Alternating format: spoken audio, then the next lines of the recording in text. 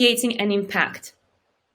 It could be created in your family by you raising amazing, beautiful children, or it could be impact in the world by changing lives, transforming lives, and making huge changes. Well, today I have an amazing guest with me, and he's actually here for the second time, Nigel Risner, who is not only an impactful speaker, really impactful because I saw him live, he's also a great person to always talk to. He's absolutely phenomenal coach and person who wrote 5 books, hence he's on my author's show, and also somebody whom you need to speak to if you think about creating impact and making huge and drastic changes in your business, in your life.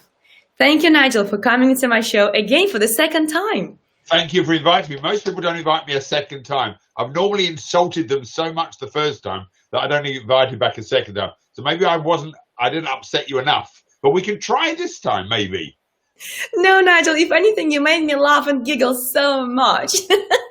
Well, that's the difference about making a different type of impact. And that's what it's about, that you make an impact, you get to be memorable, so people remember your message. So I remember a speaker once saying, you need to be re-quoted, and she had all these lovely words. I said, no, you just need to get rebooked by being memorable.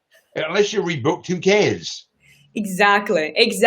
And very rarely people actually do realize that. Very often people think, as long as I've been there, that's it. Yes, it is important, and very often you will definitely transform somebody else's life because you're there. But if somebody like that booker who actually booked you, rebooked you on the same day, this is a massive testimonial. This is amazing. But Nigel, it's such a pleasure to have you. And you know what I really realized? I learned something new before we started this show, and you blew my mind. You completely blew my mind. And I'm really surprised and frustrated that you were not willing to share more details about that before the show.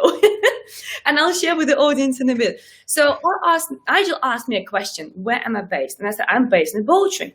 And then the question was, okay, where have you been before? I was in Leeds. So long story short, apparently Nigel was sponsoring fish and chips shops all over the country and still does one in Bowtry. And somehow it is relating to impact. So Nigel, could you please share at least more details now? Because I'm dying to know, how did you end up from sponsoring fish and chip shops to being so impactful speaker, being an author, and doing so amazing things? So if we go right back, so I'm going to do a 2-minute summary. So I left school before I was 16, and I left school literally today, 43 years ago. No way. Yeah. So I left school when I was 15, and I left on the 20th of June. So 21st, 22nd of June. So my last exam was on the 20th of June. I left school on the 21st of June. Wow. I started working for a clothing company. Right. That produced goods for Oasis, the equivalent of Oasis, etc. Realized that wasn't for me, and I found a job working for a finance company that financed nursing homes, residential homes, pubs and hotels. And for 2 years I worked with them, and then I went to Israel to do hotel management. Now, if you know me well enough, you'll know that hotel management was not really for me. I wanted to be being served. I didn't want to be serving people. Yeah. So within literally months, I stopped doing hotel management and I started playing tennis. Then I started umpiring tennis, and then I played tennis professionally for 2 years in Israel. Wow. And then I looked after the Israel junior tennis team while they were playing Wimbledon for 3 years in England. And then I started another finance company when I was nearly 21. Wow. Okay. In 1983, I started a finance company with £12.80. And I had a partner who sold nursing homes, residential homes, pubs and hotels, and fish and chip shops. And so I was his manager. And then I bought shares from him, and I bought more shares. And then when I was 26, I had venture capital of £2.5 million invested in my business, bought my partner out. But I spent my whole life going around the country financing nursing homes, residential homes. But we had a specialist division that did fish and chip shops.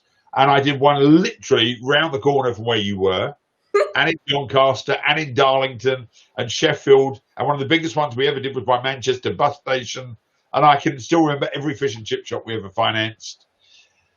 And then 20 years ago, literally, no, slightly long, 1997, I was at a wedding. Right. And my father introduced me to a man who said, my son should meet you. And I don't quite know what you do, and I don't know quite know what my son does, but he does something with people. And this particular gentleman ran the Academy for Chief Executives. Right. Okay. At that time, the Academy for Chief Executives was the equivalent of Vistage International, the largest organization working with chief execs all over Europe. And he said to me, would you like to speak to one of my groups? And I went, okay. He said, can I send him a synopsis? And I said, what's that? I didn't even know what it meant. He said, well, maybe you could send me some points that you're going to talk about. And I went, okay. And I'm not going to say the phrase fake it till you make it, because it's the wrong phrase. Yeah. Because I had knowledge, but I'd never, ever structured a speech. I just said I could do a speech. I didn't know the system. I didn't know the format. Yeah. So there's a difference between Van Gogh and Picasso. So Van Gogh died with no money, Yeah. but became famous. And Picasso was a painter who earned money while he was alive because he had a system. So I very quickly learnt the system of speaking so I could earn money. Right. What happened in this particular speech was, without knowing it, and because I wasn't nervous, because I'm sure, Olga, you've done a presentation where it's a very important audience, so you're nervous. I didn't know how important this speech was, so I wasn't nervous at all. Oh my God. This was a sliding doors moment. This was going to change my life forever.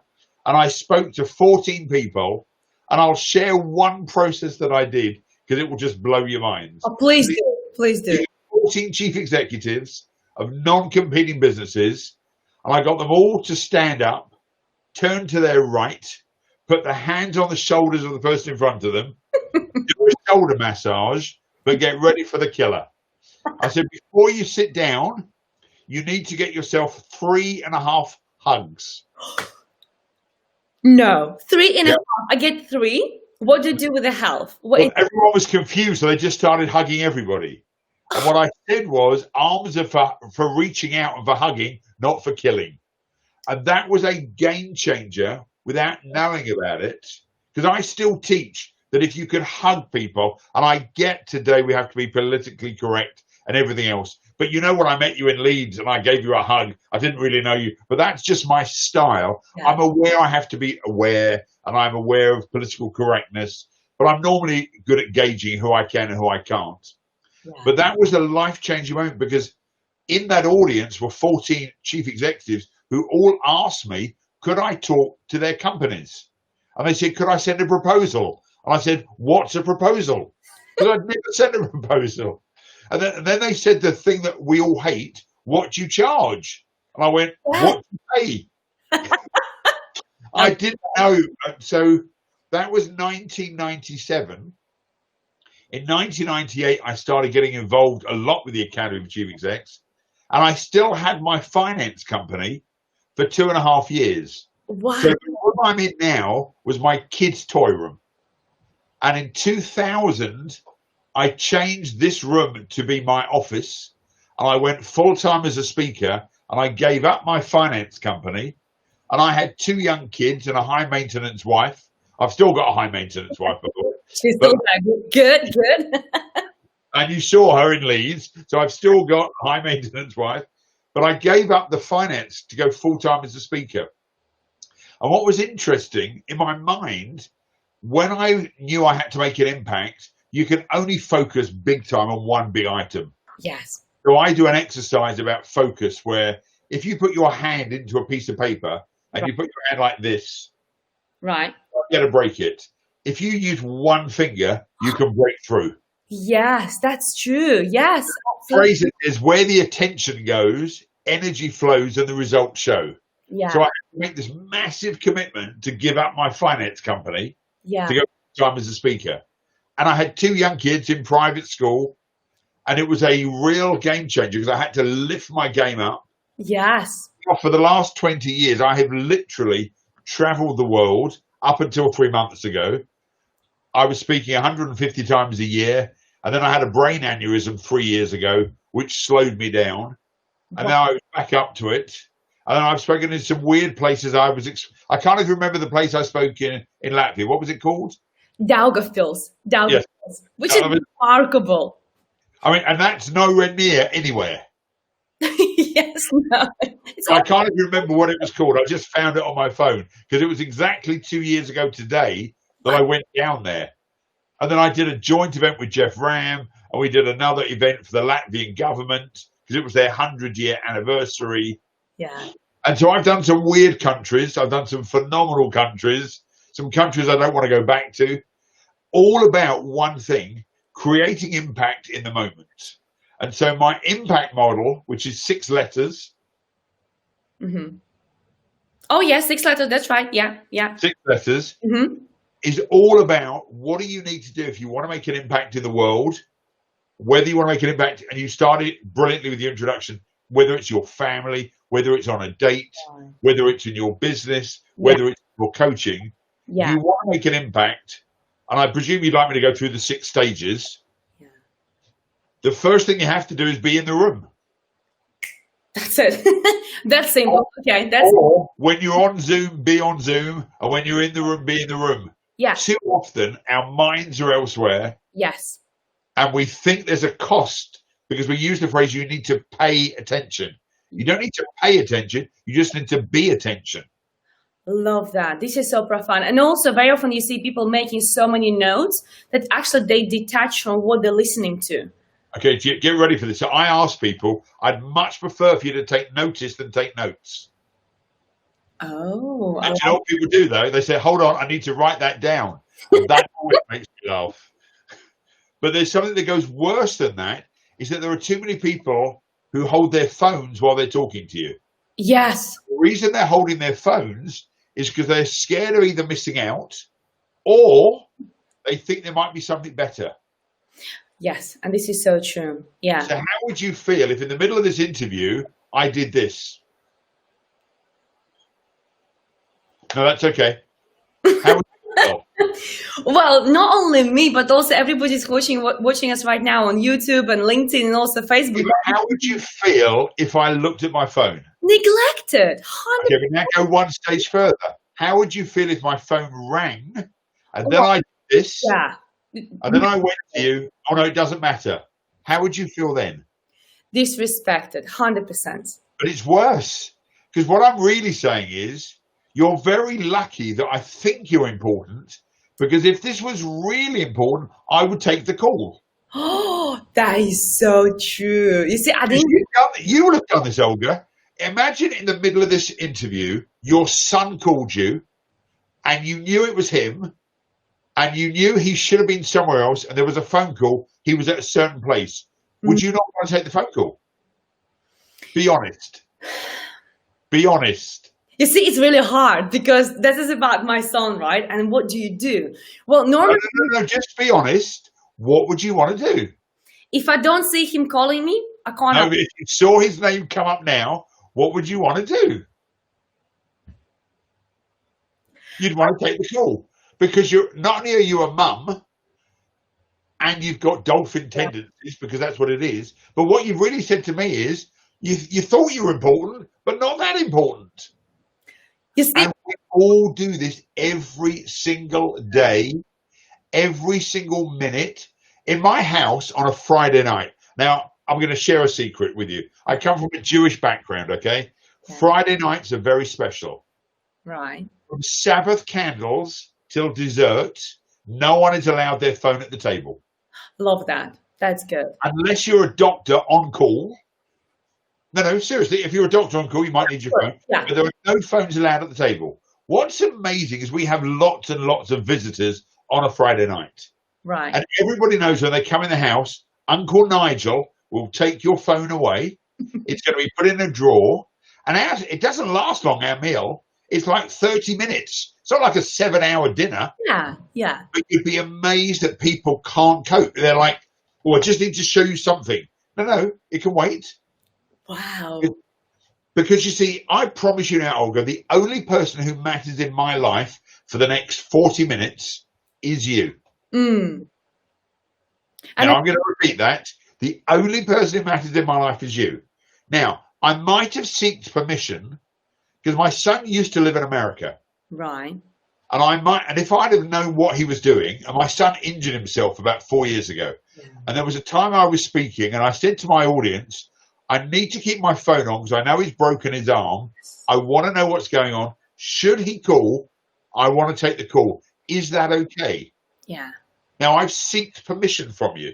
Yes. Yeah. So I'm going to give you 100% of my attention. Now, most people would never do that. So I'm assuring you, the only person in the whole wide world who matters for me is you. And I feel very privileged. But think about how often you're in a coaching session, you're with your friends, 100%, yeah. or you're at a party, and in the corner of your eye, you see someone you need to speak to. All of a sudden, this is what you do. Watch my eyes. Yeah, that is so true. Yeah. But it's the highest disrespect in the world. But because we all do it, we think it's acceptable behavior. And if you want to create an impact, you need to be in the room. Yeah. Now, Zoom has come along, or whatever platform we're using, and then a lot of people turn their cameras off and they leave a pin what do you call it? A pin profile? A picture, yes, picture profile, a profile picture, yeah. So we put that there. So in theory, you think I'm listening, but I'm busy typing. There we go. Exactly. And now I've lost my picture. Yeah, and now we lost you. And this is what they do. And this is what they do. But that's what they do. And all of a sudden, now you're thinking, I wonder if he's interested. Exactly.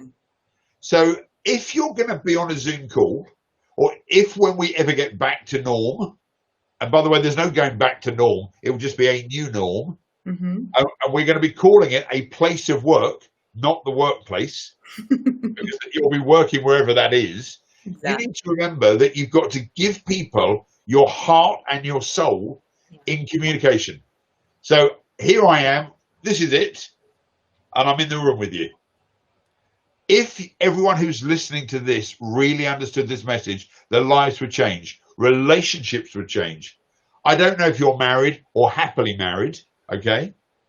But do you know how many conversations happen at home where the wife or husband are talking and the other person's not listening?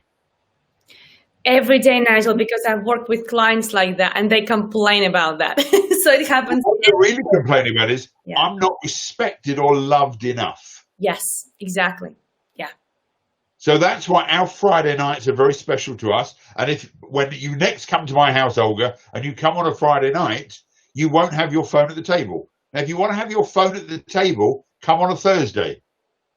Oh, so you have days when the phone is allowed. Okay, that's good. Any day, a Friday night. Because that's special. That's family time. Yeah. I like it, Nigel. I think it's so profound because in order to make an impact, you got to be there, you got to be present, you got to give undivided attention to whoever it is, your audience, one person, two people, three people, it doesn't really matter. Like right now, we are here for the audience. And in fact, people love this because we have lots of comments on LinkedIn. We have lots of people watching us on Facebook as well, people saying hellos and also saying that it's fascinating to hear it, saying that it's an enjoyable show. So people love you, Nigel. That's amazing.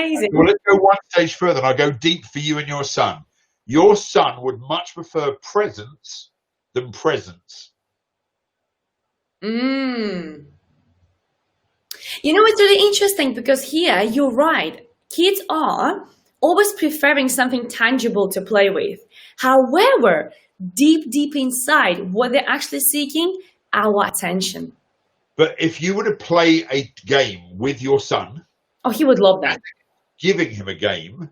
Yeah. So here's a game for Christmas, off you go.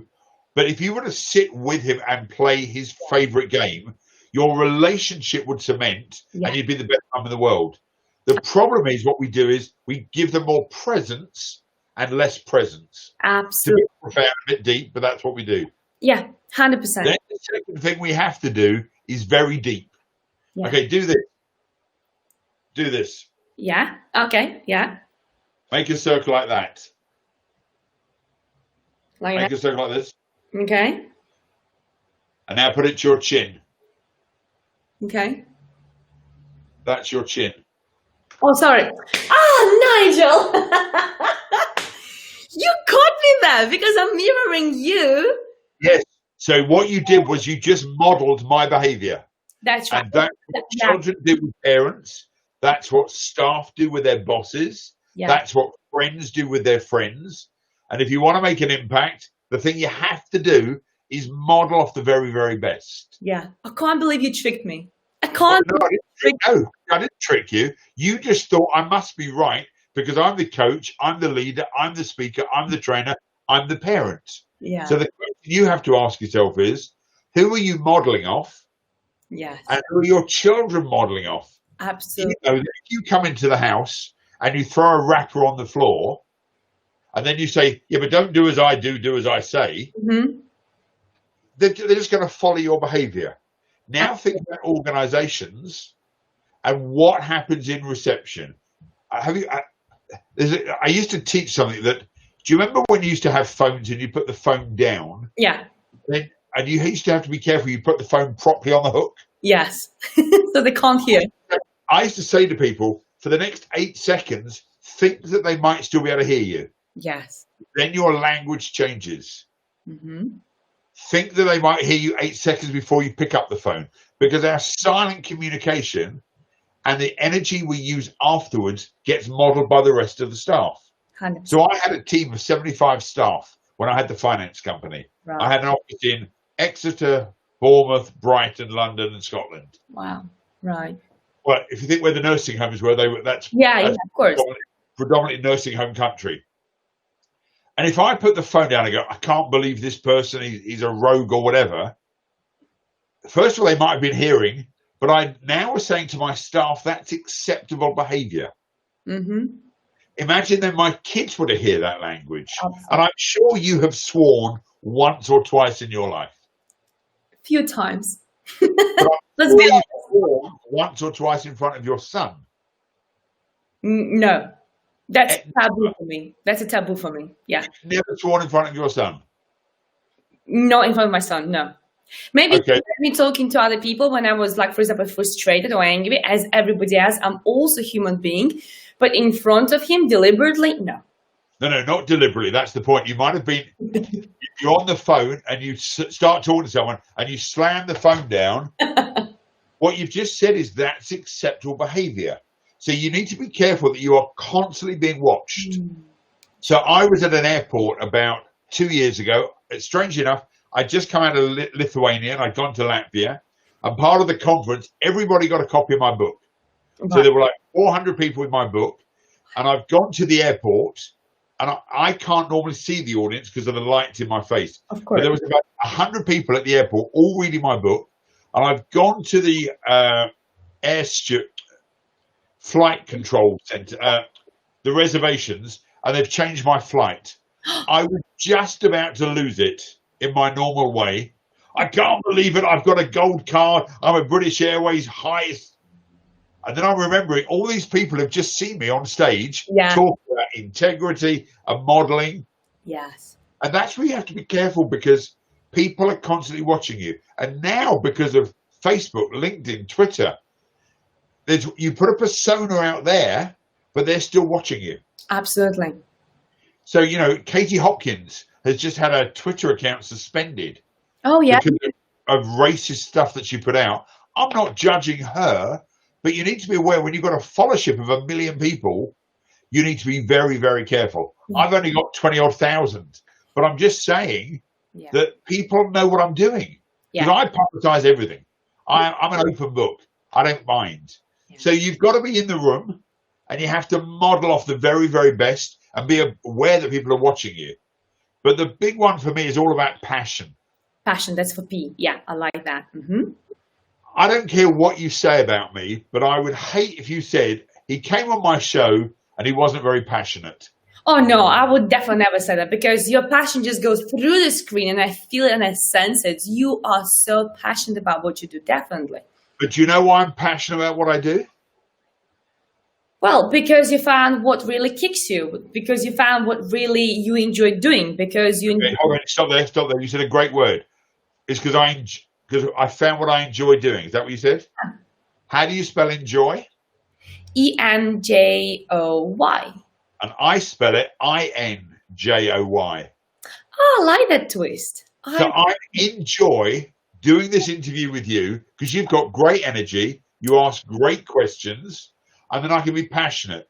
I said to you before we came on, I've had a couple of interviews where I was not in joy. I didn't enjoy it. I wasn't passionate. And all I was doing, in my right-hand corner of my computer, I can see the time. And it was like, keep going. I just want to get over and done with. And the problem is, if you're not passionate about what you do, if you're not in joy with what you do, and you don't love what you do, you shouldn't be doing it.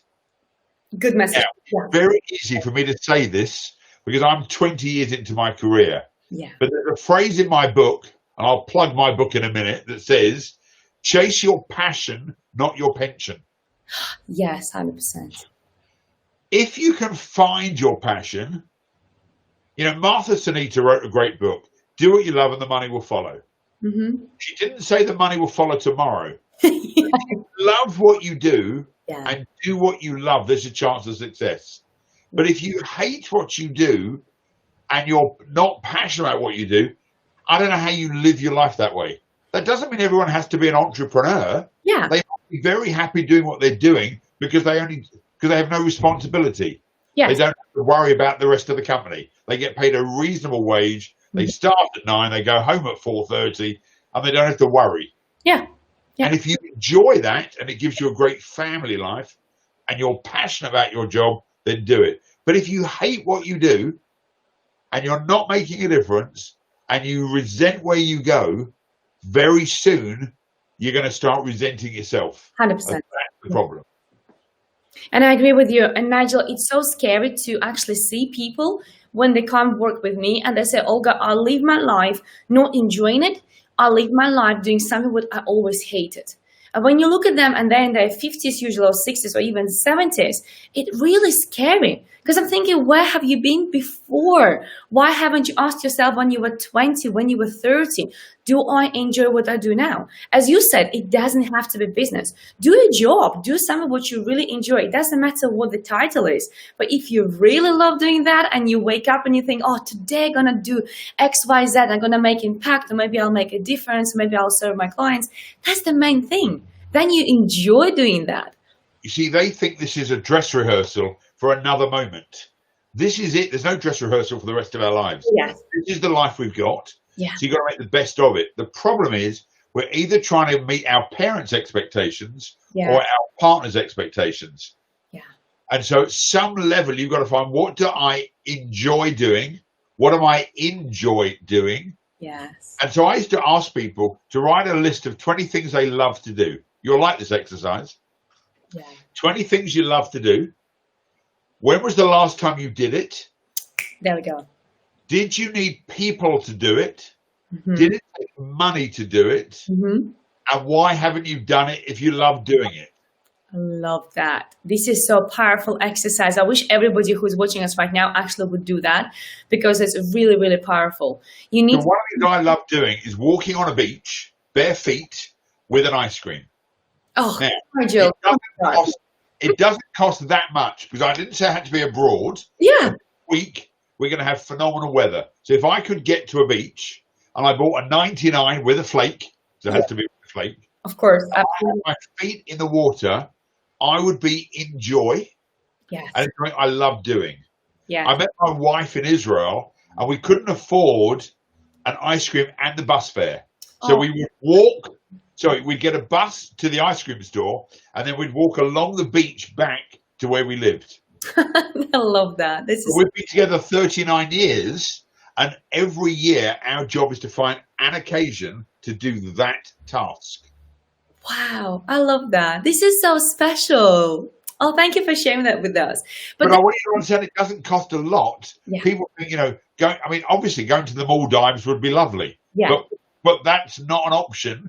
And it's a lot of money. But most of us could go to Regent's Park, dip our feet in the water and get an ice cream. Yeah. Very true, very true. But I love what you're saying that. I think the passion is so important. And when you do things which you really enjoy, in that case, you don't even feel like you're working. And I'm asked this question very often, Olga, when do you think you're going to retire? What are you going to do when with your pension? Where are you going to live? And I'm saying, well, I will do what I do now because I love doing that. I love working with people and I cannot see myself ever retiring and doing what.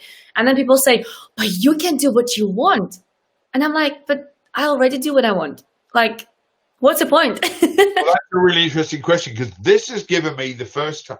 So I've been working for 40 years. Yes. And I've never really had time off in a big way. Right. So I've had 3.5 months at home. And I've quite liked not traveling as many places that I've traveled. And I now have an idea what semi-retirement will look like. Ah. And I'm okay with that now because I would never have had that opportunity. So if I could work 2.5 days a week and I could do a Zoom call. So I spoke in the Cayman Islands. I was in the Cayman Islands in February.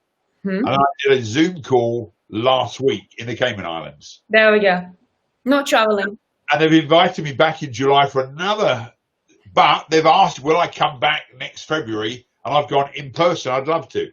But there's a balance between always having to travel and wanting to travel. Exactly. And I think I'll realize there's a big key difference. I don't have to do everything. It's now about a choice and wanting to. So I'm in the room. I'm modeling off the very, very best. And I'm passionate. And that's just imp. But we want to create an impact. I'm just creating an imp now. It's about action. Action. There we go for A. And most people, let's see if we get this right here. There's a phrase that says, when all is said and done, much more is said than done. And so the question is, once you've decided what it is that you want and you've found your why, if you read Simon Sinek's books and all the rest, actually, what are you going to do about it? Exactly. The verb to do. So everyone knows about who you are, which is your being. But at some point, and I don't want to knock the book The Secret, but I have a slight issue with it, okay? I'm going to share it with you. Please do. Please do. Visualization alone will not get you there. Oh, yes, that's true. 100%. It's powerful. So we're going to do this together, okay? I want you to do this with me, okay? You ready? Okay. Do it with me. You want to do it with me? Trick me again, Nigel. No, just do it with me. Oh, you see, you can do a mantra and you can visualize and you can write affirmations, and this is all good stuff. But unless you GOYA, get off your ass. Get off your ass. Oh, right. And do something. Nothing changes.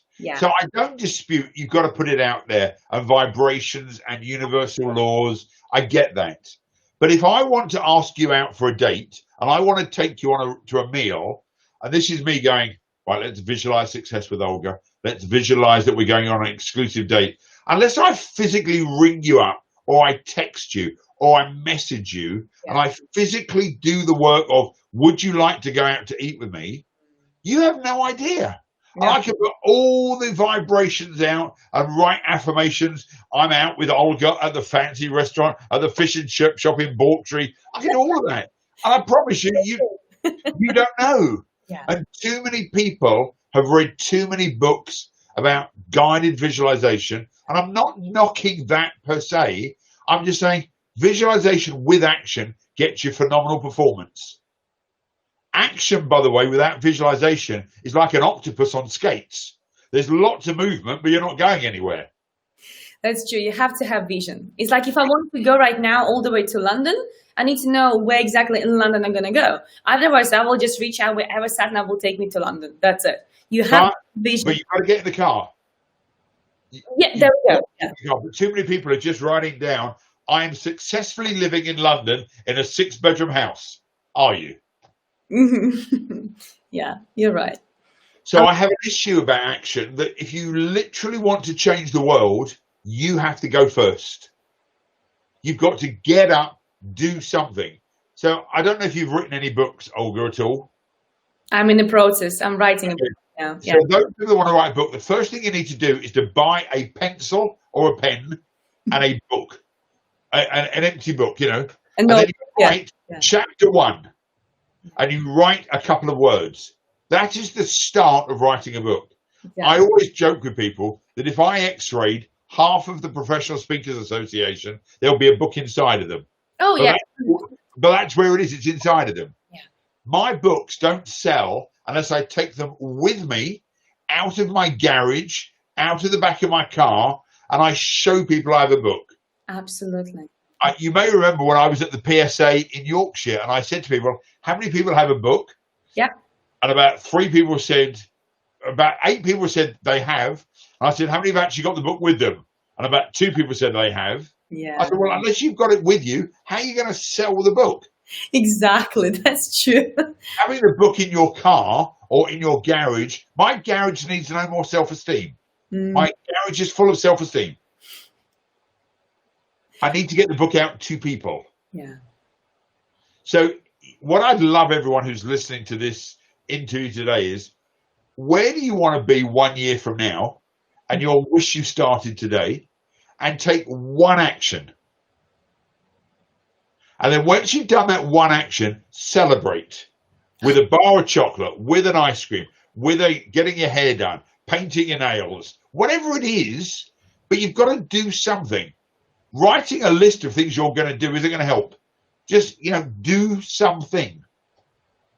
I love that. Nigel, it's so profound, and it's quite interesting how you mentioned that now. And actually this morning, I did this 10 minutes inspiration live on LinkedIn as well, where I said exactly the same thing. What is your plan? What are you going to do? Do something different today. It's so profound how we just align these messages. It's not a rocket science, and it's been there forever. Everything what we see around us is created because somebody took an action. That's it. Look, in the Bible, it says, where there's vision, people flourish, and where there's no vision, people perish. So it's not like I've made this up. It's been around a couple of years, this stuff. Absolutely. But the problem is people are waiting for permission. They're waiting for someone to say, go for it. Yes. We get in our own way. And I'm often saying to people, you're like this mantra: ready, fire, aim. Love that. Ready. Most people are ready, then they aim, they procrastinate, they have a mastermind team, then they go on another course, then they write down more notes. Just do something. And if it's wrong, the universe will tell you. Exactly. Yeah. And then readjust your sail, readjust where you're going, and then have another go. So there's a lovely phrase. You're going to like this one, Olga. Go on. A duck to death. Can you say it again? You cannot aim a duck to death. I like that. Yes. You can spend all week aiming. Absolutely. And at some point, you've got to fire that button. Just shoot it. Yeah. Pull the trigger. And you might miss. And that's okay. Re-aim. But the problem is you've got to keep firing.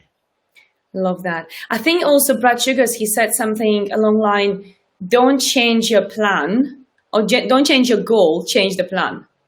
Which is very, very similar to this as well. If something doesn't work out, change the plan, change the actions, do something differently, but still go towards your goal. Still aim at that. Just learn how. If it's big enough, your goal, and you know it's the right goal for you, there are many different ways. If I was driving to your house, there's 109 different ways I can go. Yeah. But most people say, well, I think you just go up the M1, turn left at junction 26, and you should be there. Well, there are other ways to get there. But if there's a hold up then, if the M1 is closed, which it often is for roadworks, I can't get to you. Yep. There's other ways to get to you, but I've got to get in my car first. But there'll be a lot of people with road maps, sat-nav, Waze, who will spend all their lives waiting for the right moment. It's what we call, they're waiting for green lights. 100%. If you spend your life only hoping for green lights, you're never going to get anywhere. So you've got to be in the room. You've got to model off the best. You've got to be passionate. Take plenty of action, and then you have a choice. See for choice. Very good. You either have comic relief and have fun with whatever you're doing, or you have great communication skills. Now, I think we did communication last time, didn't we? Yes, we did. We discussed it, yeah. So we'll go with comic relief. Oh, let's go. Let's do it. You need to take yourself lightly, but take things seriously. So I'm not worried what people think about me. I've given up on that now. I know that 2% of the world hate me, and I'm okay with that. I've won more My Might of the Year Speaker Awards than anyone else. There we go. So I know there's a group of people that just don't like me, and I'm okay with that. But so I'm going to continue being me. Yeah. I sometimes get some feedback, which I call feed forward, that Mhm. I was a little bit too pushy, or I was a little bit. I'm trying to be politically correct here. Maybe I wasn't politically correct as I should be. Yeah. I didn't get my nouns right. Maybe I was, and I'm close to the line when I speak. And I tell my audience in advance, I'm a bit like Jimmy Carr. It's an over 18 show. I will upset a few people. And whilst that's not an excuse, I have a potty mouth and sometimes the wrong words come out. Right. And I'm having fun doing it. Yeah. But it does mean that 2% won't like me. That's no excuse, but I'm okay with that. I see. So if I get 98% ratings, I'm okay with it. And I bet if you asked everyone who's watching or listening to this, has Nigel ever said something wrong? There'll be a few people who say, oh, yes. I didn't intentionally wake up in the morning and go, how can I insult Olga? I promise you, I've never thought that. But I'm sure I might make a comment that's either a bit crude, that's a little bit sexist. It's not meant to be. My daughter goes crazy with me because she's now 30 and she thinks I should be politically correct in everything that I do. And she's right, 100%. Last Thursday, apparently, I said something that wasn't correct. And I challenged somebody on their northern accent and I shouldn't have done it. And I apologized. I was being funny. Someone didn't think it was funny. And if they don't think it's funny, they are right. Right. I don't argue anymore. Right. I just say, don't book me. This is the version you're going to get if you book me. It's not going to change. It doesn't mean it's right, by the way, but that's just who I am. And I have fun on stage. And, you know, I have monkey masks. I love them. I love them. I've got the elephant mask. Yeah. I've got a tiger mask. Love that. Dolphin. Where's the dolphin? Well, you see, I should have that, but I can't find it at the moment. And that's because I'm a monkey. But I'm just saying, but I put on masks and I do lots of weird stuff. And I hug some people from stage. I bring people up on stage. And I think it's funny. And I've got some great videos. But there's always one or two people that don't think it's appropriate. Right. And I have to say to people in advance, I'm sorry. It may not hit what you're doing. And you're right. And I apologize. Should I change? Maybe. The problem is 98% of my audiences kind of get what I'm doing. There we go. Doesn't mean it's right, but I kind of go with that place. So comic relief is big for me. So I love looking at funny stuff. You know, there are signs, you know, I was working at Epsom St Heliers Hospital and there was a sign in the lift that said, please note the obesity support group has been moved to the cafeteria. Now, I thought that was funny. Okay. I know it's a bit rude, but I thought that was funny. You know. So I love looking for signs that are weird. You know, we have a couple of friends in common, Simon Hazeldine, who just puts out the funniest signs in the world. I think some of this stuff is funny, but there'll be people who are offended by it. So I apologize, but I think it's funny. So if you can take yourself lightly and not think the world doesn't know you're living, you know, God gives us wings to make us light. Yeah. It's about how you do it. Yeah. So you need to be in the room, model off the best, be passionate, take lots of action, have a bit of comic relief. And then the big one for me is all about trust. Trust fatigue, yeah. Now, so you obviously trust me to deliver my material, and I trust you that this is going to go out on a wide audience. Yeah. When we first came on, we couldn't quite get the camera to work, but I trusted you that this platform would work. Then you did something very weird, and I'm going to share with the world what you did, okay? What did I do? Don't. This was you. In case it doesn't work, I'm going to send you something else so we can make sure it works. Because you trust the process. And I said to you, trust the process, it will work. Yes. Now, I get that you want to have a backup plan. But I travel the world, get ready for this. This is it. Surprise. With one memory stick. That's all I've got. I don't have a computer. I don't have a laptop. I have one memory stick. And that goes wherever I go around the world. If when I get there it doesn't work, I get a flip chart. And if that doesn't work, I write on the wall. Yeah. I just trust it's going to work. Yeah. And I've done, to get rid of this, 2,500 paid professional presentations. Oh God, wow. That's a lot. Times there was no electricity, there was no PowerPoint. So I just did it without. And I did a group not far from you, as it happens in Yorkshire, where there was no paper. So I wrote on the wall in ink that it wasn't whatever the ink is. It's still there. No, you didn't. I did. It was ring tree teas. It was a tea. I just wrote on the walls. I was in Malta working in a pharmaceutical company, and I wrote on the walls. And this was a pristine, white, clean, chemically clean place. It's okay. I trusted it will come off. The one in Yorkshire still hasn't, but we're dealing with that. But there's 3 lots of trust. You'll be glad to hear. You need to trust yourself that you can deliver your message. Yes. You need to trust the people you're working with, and then you need to trust the process. So you're going to find this hard to believe, Olga, but I trust everyone until they let me down. Oh yeah, absolutely. You got to give people a chance. You got to give technology a chance. You got to, 100%. Yeah, but you didn't trust the process, which is why you sent me a link, by the way. And the reason why I didn't, because there were a few situations when people could not get the value on LinkedIn or maybe Facebook because I only was able to go onto YouTube. So I guess it's just a learning from previous experiences, but I'm like you, I prefer to trust. And I think that very important thing in terms of trusting is starting with trusting yourself.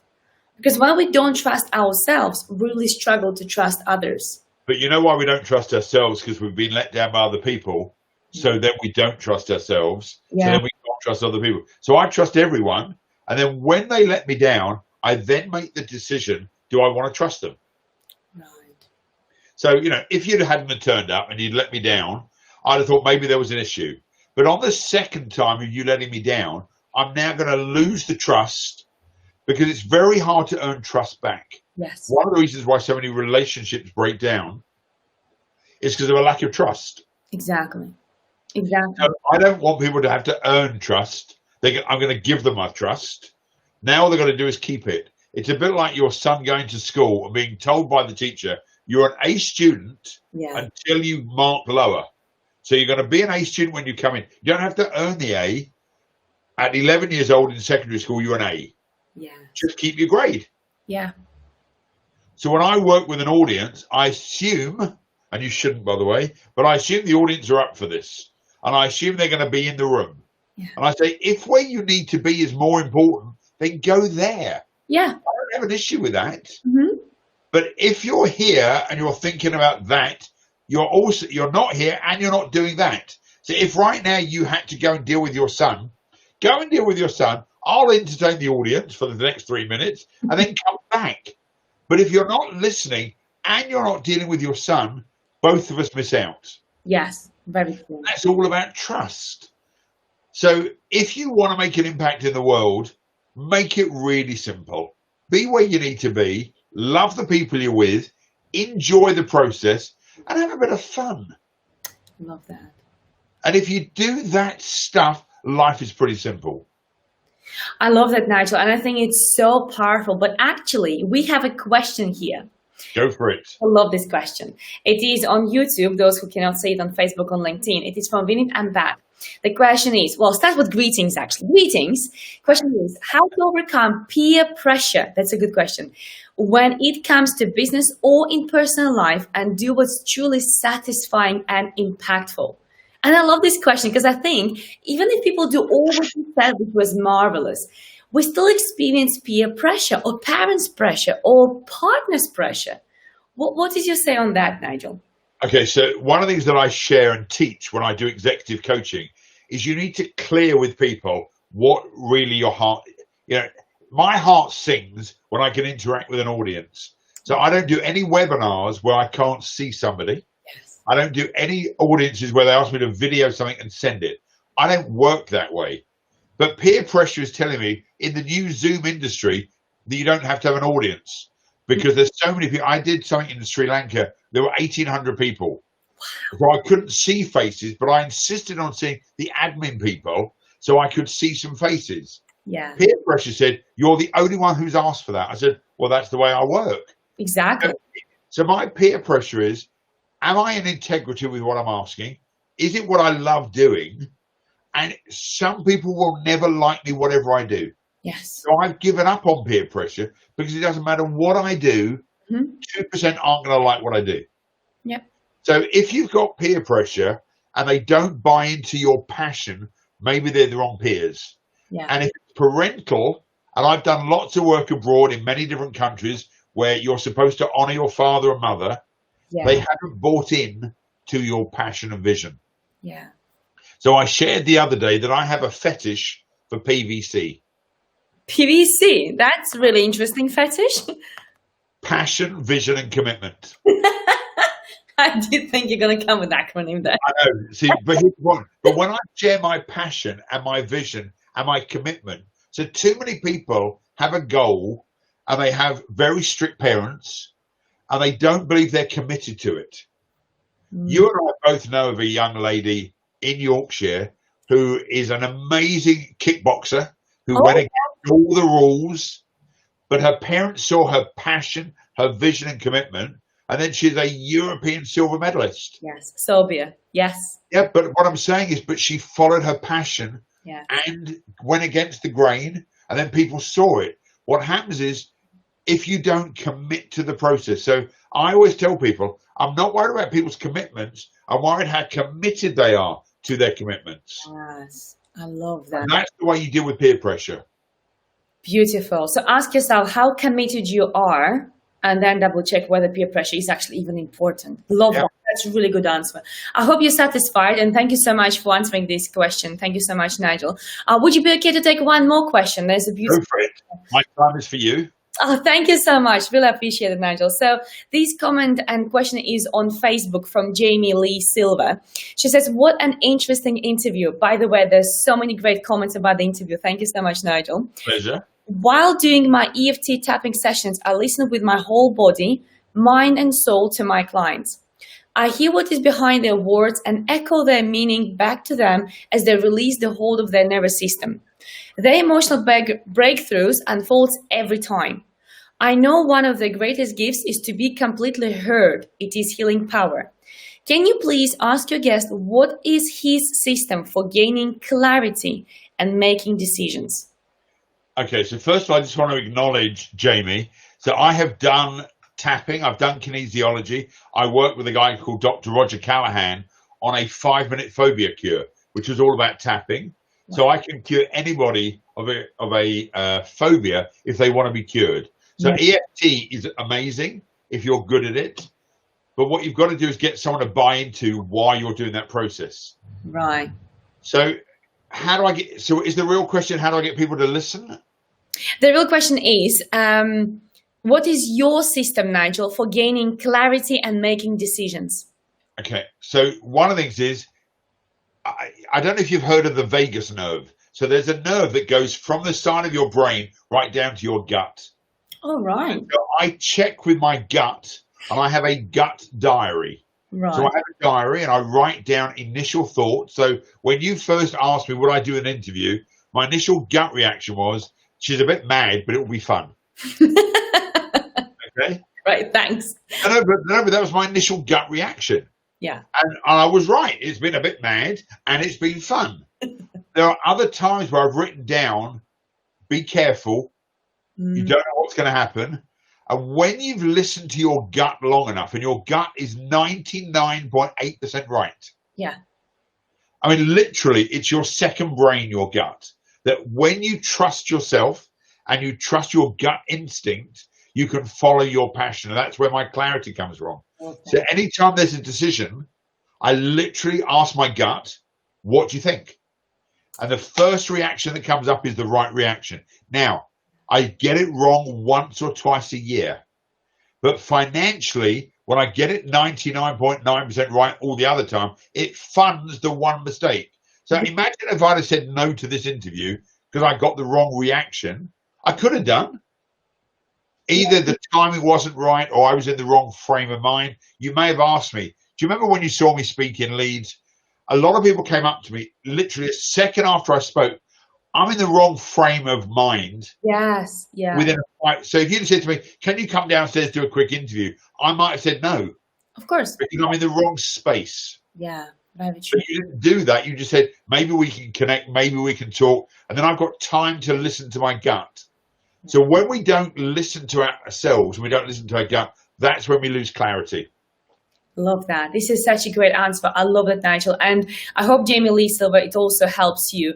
Shashla says, I got diary with exclamation mark. That's great. And we have thanks and great answer from Enid and Bat as well, because you answered his question too. So that's amazing. Well, Nigel, I must tell you that I will be able to talk to you probably for hours and days and months, because the amount of knowledge you have is remarkable, an amount of joy and laughter, and even your tricks, which trick me every time for some reason. It's remarkable. I enjoyed it thoroughly, and I hope everybody who was watching us enjoyed it as well. Well, I have lots of comments here. Super message, great interview, loved it, and lots of highs and lots of questions. I hope you, Nigel, well as well, from Mark Anthony, actually. So great interview. Thank you so much. Can I do one minor plug? Is that okay? So I have a brand new personality assessment tool that is coming out on July the 2nd. It is a game changer where it'll be on my website, which is nigelrisner.com, hopefully next week. July the 2nd is my birthday. Just thought I'd put that out there. And we'll offer a special discount for anyone who puts in Olga.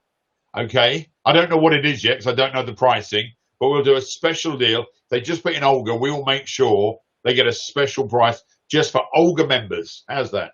Thank you so much. That was exactly what I was going to ask. Could you please tell us more about that? So what we're going to do, as soon as I receive details about this particular thing, I will post it below this video. But also on the 2nd of July, we're going to make an announcement once. Perfect. Thank you. And that will make sure that people hear about this at least a few times, because so much value what you shared today, and to come into your event on the 2nd of July, it will be just incredible. Absolutely incredible. And could you please tell us more about, in few words, because I don't want to keep you for any more longer, just a brief bullet points, what it will be all about, please? So we've got two things happening. So I'm launching my assessment tool on the 2nd of July, but we also have a World Speaker Summit where we have brought together 10 of the best speakers from around the world. And it's literally 180 minutes. So around the world in 180 minutes. We've got speakers from Australia, from Dubai, from South Africa, from Germany, Ireland, America. And we're going to be sharing how to not only thrive over the next 9 months, but how to change and challenge your business. And it's going to be hosted with a bureau. It's going to be free of charge. It's on July the 2nd. And I'll make sure you've got details beforehand so you can let all your people know. Absolutely. Yes, definitely. Because it'll be quite a remarkable event. It will be also between 10 and 1 p.m. UK time. Is it right? Yeah. We're trying to make sure that it's okay for the Australians and for the Americans.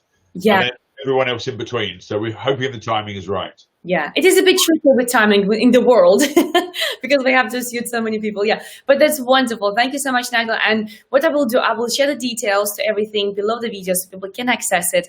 I will have a small post about this on 2nd of July. And well in advance, happy birthday in advance, Nigel. I hope everybody will remember to message me well on the day. Thank you for hosting me, and you've been wonderful in your questions and great questions from your audience. So thank you.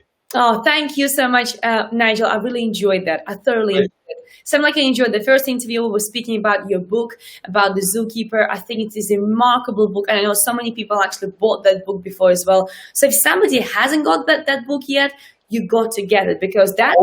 This book. Oh, this one. Yes, Impact. Yeah, that's what people are talking today about. Exactly. Yes. Yeah. So because that book, I think, also will be able to feed this book. Because once you know how to deal with people, you can impact people even better. So these two books, it's almost like they're going hand in hand together. And it's really, really powerful to read them both. And we've done it in exactly 1 hour. How's that? Remarkable. How cool is that? Well, thank you so much, Nigel. Once more, everybody says thank you. Somebody says good night. I guess because for them it's evening time. This is what happens in the world. We have time differences. But yes, thank you so very much, Nigel. Thank you everybody who was with us, who stayed with us till the very end. This will stay on LinkedIn, Facebook, and also YouTube, so you can watch it later. or share with other people so more people can find out about Nigel, what he does, and his books. But thank you so much. Take care, everyone.